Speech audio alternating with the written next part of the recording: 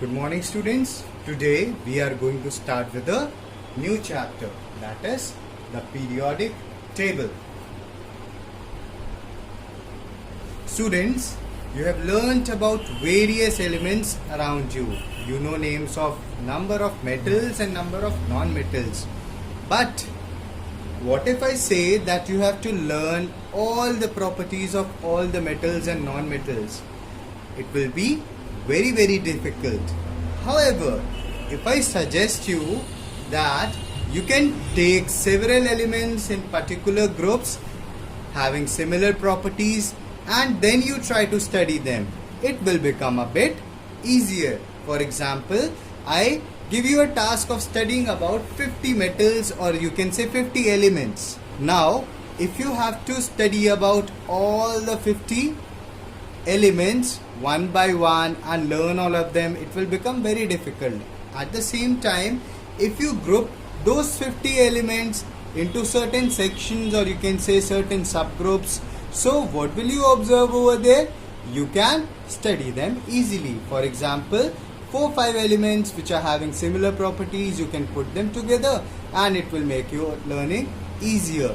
The same reason is behind the making of periodic table. That is, it helps us to study about all the elements in an organized manner. Also, by correlating properties of several elements, we can know to a greater extent about them and their behavior.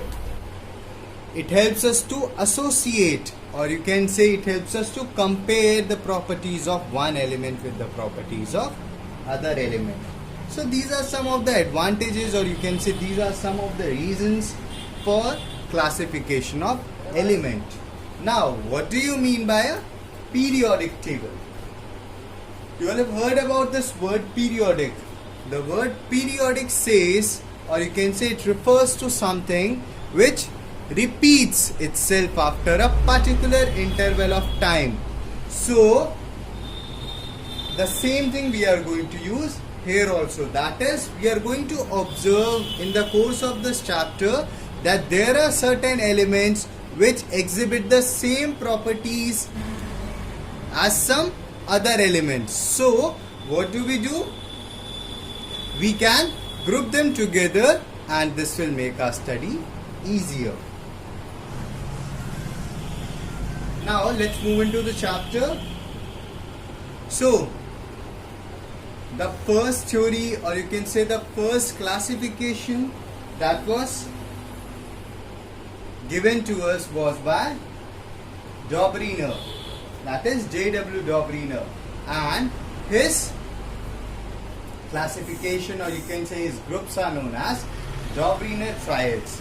What he did is that he took groups of 3 elements exhibiting similar properties. I have taken one example over here. He had given several other examples also. So what we can do, we can take several elements and of similar properties, and then what he has done is that he has grouped them together. And there was one specific thing which can be observed over here. First of all, he arranged the elements in the increasing order of their atomic masses. Second thing, if you take the average of the atomic mass of the first and the last element, it will come out to be approximately equal to the atomic mass of central element. As you can observe over here, suppose you take the average of 40 and 137, it will come out to be 88.5, which is close to the atomic mass of this particular element. So, in this way, we can say that in Dobrynin's triad, what he has done is that he has taken groups of 3 elements exhibiting similar properties, and one of the specific thing is that the atomic mass of central element will be equal to the average atomic mass of the first and the last element. Through this, Dobrynin was successful in arranging some of the elements. However, there were certain other elements also which were known at that time and he could not say anything about them. That is, he could not explain about their properties or the reasons behind them. And even there are certain cases where you will observe that the elements which are showing similar properties, even they cannot be arranged in this particular form. That is, if you take the average atomic mass of the first and the last element, it is way less than or way ahead of the atomic mass of the central element. One other example of this type of classification, or you can say Dobriner triad, can be chlorine, bromine and iodine. There also you will observe the same pattern. Now let's move to the next theory. As I already told you that there were certain drawbacks in Dobriner's triad. So there was a need of new theory, and that theory was given by Newland. Now, what did Newland say? Newland in his theory gave his law of octaves. You all know that the word oct refers to 8. So what did Newland's law of octaves refer to? It said that when elements are arranged in increasing order of their atomic masses, that means the elements will be, when all the elements have been arranged in increasing order of atomic masses, the properties of every 8th element starting from any element are repetition of properties of starting element. That means every 8th element will repeat the properties. That is, which is the 8th element from the first element? So this is the first element. So let's count 1, 2, 3, 4, 5, 6, 7, 8. Now this 8th element will exhibit the same properties as the first element, and that is why it has been placed in this particular group. Let's count the 8th element from this one. So if I take it as 1, then it will be 2, 3, 4, 5, 6, 7, 8. So again the 8th element from lithium is sodium, so they will show same properties. If you observe over here, it goes like the notes of the music. That is, in Hindi we have sa, re, ga, ma, pa, dha, ni. Okay. Similarly, in Western music we have do, re, mi, fa, so, la, ti. So it goes in this particular manner.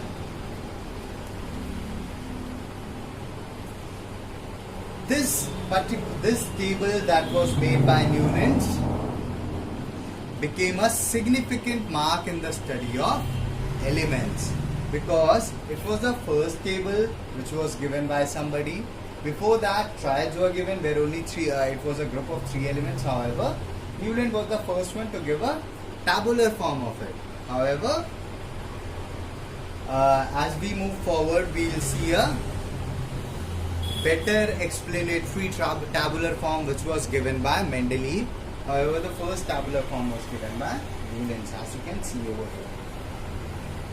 Now, there were certain, please note down students, I have not written the names of all the elements which he gave. I have just took 3 periods and I have named them accordingly. Now, what did he observe in all these things, or you can say what was the conclusion of all this, of this particular theory? That for elements which were discovered till then, that is the lighter elements, this was a benchmark, or you can say this you provided to be a very useful theory. You can see over here it relates the properties of similar elements, so the study automatically becomes easier. And moreover, as we observed over here, Newland was the first person who explained that the elements show periodicity, that is, there is repetition of properties after a certain fixed interval.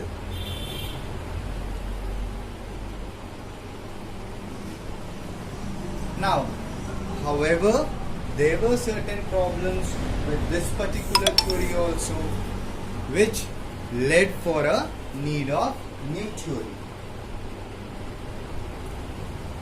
As you observed over here, this theory only includes the lighter elements and it was not able to explain the heavier elements. That is, the elements beyond calcium,